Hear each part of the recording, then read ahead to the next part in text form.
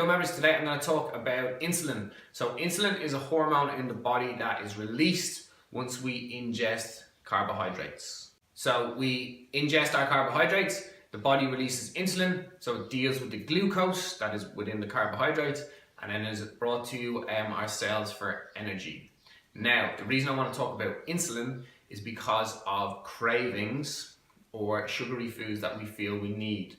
So when we ingest chocolate, cakes, any of that kind of stuff, drinks, soft drinks, that is high in kind of sugar, what the body does is it releases insulin to deal with that. Now, though you have your high GI, which will be your cakes, your cokes, your chocolate, your chips, all that kind of stuff. And then we have low GI, which would be stuff more like your oats, your potatoes, your kumara, all that kind of stuff.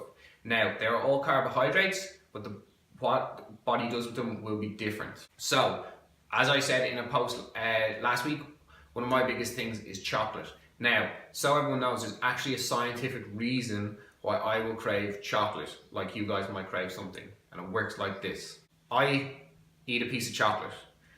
My insulin response is huge. Okay, so it goes right up, and my blood sugar goes right up, peaks, and then drops very quickly. Okay, so what will happen is my insulin comes up and then goes straight back down. With this, what my body wants to do is get the insulin back up. Okay, the insulin response back up. That is what the body wants to function like. What does the body tell the brain that it needs to get the insulin back up? Another piece of chocolate. Okay, and then the spiral continues. So I eat the chocolate, I think I'm craving it more, but my body's telling me, insulin, we need this.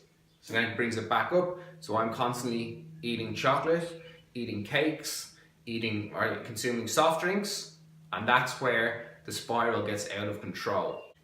With your low GI foods, with your potatoes and your kumara and your oats and that kind of stuff, there isn't as much an insulin response. It just goes up a bit, and then it tapers off a lot better. That's why we don't feel we need them, or we have to keep eating them and eating them and eating them. So it's a lot more leveled. The reason I wanted to show you this is so that you understand there's actually scientifically something happening within your body. It's not your brain. So if you do have a piece of chocolate or a soft drink or something, and then you have that craving, again, just realize what is happening. Your insulin's come up and it's shot back down. If you don't consume the chocolate or the soft drink, it will come back up to a steady state and just taper off, and you'll come back to normal.